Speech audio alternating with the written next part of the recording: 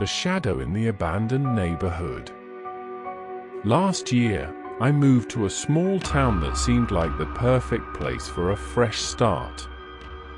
Quiet streets, fresh air, friendly neighbors. But what drew me most was the old part of town, the neighborhood with abandoned houses that had been standing empty for decades. I rented a small apartment not far from that area. At first, everything was fine. I worked from home and occasionally took evening walks to stretch my legs. But one night, I noticed something strange. Around 10 p.m., I was walking home down the same street. The streetlight suddenly flickered, then went completely dark. I stopped and listened. All I could hear was the soft rustling of leaves and my own breathing. Suddenly, it felt like someone, or something, was moving behind me. But when I turned around, there was no one. I quickened my pace and turned the corner. For the next few days, I tried to forget the incident. But the night noises and dark shapes outside my window grew more frequent. One evening, I decided to record a video on my phone to show my friends that things here weren't as peaceful as they seemed. I left my apartment at 10 p.m., grabbed a flashlight, and started filming. On the way, I noticed my phone started glitching, camera freezing, blurry images, and the audio cutting out for a few seconds. When I reached the old house on the corner of the street, my flashlight suddenly died. I looked into the darkness and saw something that made my blood run cold. As my eyes adjusted to the darkness, I thought I saw a faint shape standing just beyond the cracked window of the old house. At first, I convinced myself it was just a trick of the shadows, but then the figure moved, slowly, deliberately. It didn't have the clear outline of a person, it was more like a dark smear, shifting and pulsating like smoke. I froze, my heart pounding so loud I was sure it could be heard from blocks away. The hairs on the back of my neck stood on end. I wanted to turn and run, but my feet felt glued to the ground. Suddenly, a cold breeze swept past me, carrying with it a faint whisper. I couldn't make out the words, just a soft, eerie murmur that sent chills down my spine. I fumbled for my phone to try and capture whatever was there, but as soon as I raised it, the shape vanished.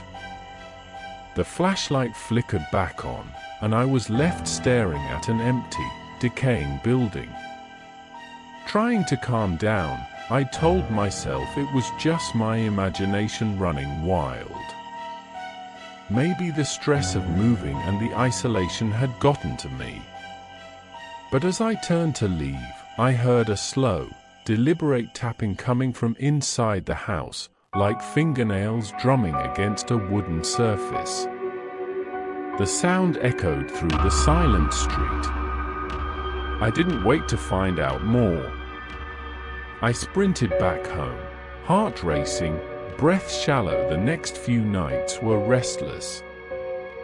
I barely slept, constantly glancing out the window toward that abandoned house.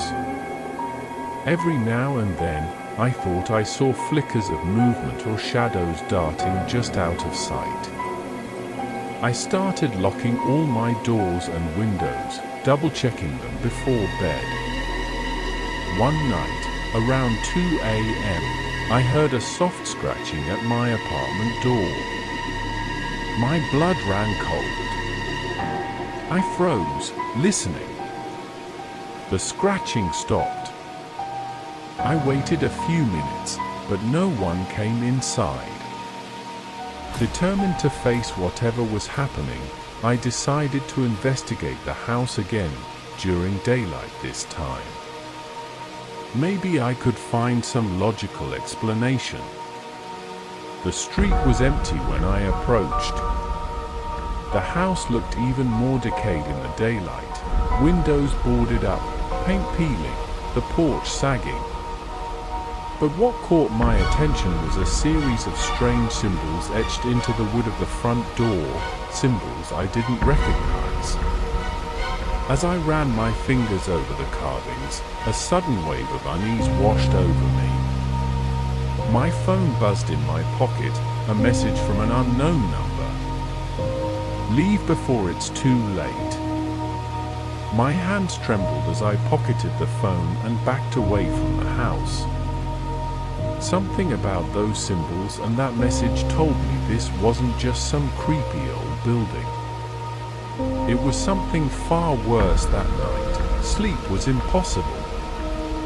Every creak in the apartment sounded like footsteps creeping closer.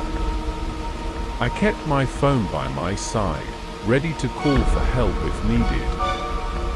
But as the hours dragged on, silence settled, an eerie, suffocating silence that felt almost unnatural. Around 3 a.m., my phone vibrated again. Another message from the unknown number. They're watching you. A cold sweat broke over me. Who were they? What did they want? I tried to call the number back, but it was unreachable. The next day, I tried talking to my neighbors, hoping someone else had noticed strange things too. But everyone just shrugged it off. Old houses get weird at night, they said. Nothing more. But I knew better. That evening, I decided to set up a small camera facing the abandoned house from my window. If something was there, I wanted proof. As I reviewed the footage the next morning, my stomach dropped. Around midnight, a dark shadow slipped out from the house and drifted silently down the street, a shadow with no shape, no face, just a moving darkness. It stopped for a moment and seemed to look straight at my window.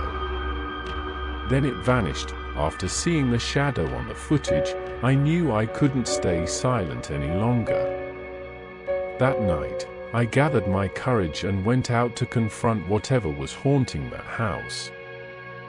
As I approached, the air grew colder, heavier, like the weight of something watching me. The front door creaked open on its own, inviting me inside. Stepping over the threshold, my flashlight revealed peeling wallpaper, broken furniture, and deep scratches on the floor. Suddenly, the door slammed shut behind me. I was trapped.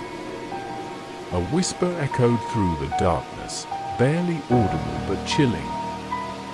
You shouldn't have come. The shadow appeared again, more solid this time, looming like a figure made of pure darkness. I tried to run, but my legs wouldn't move.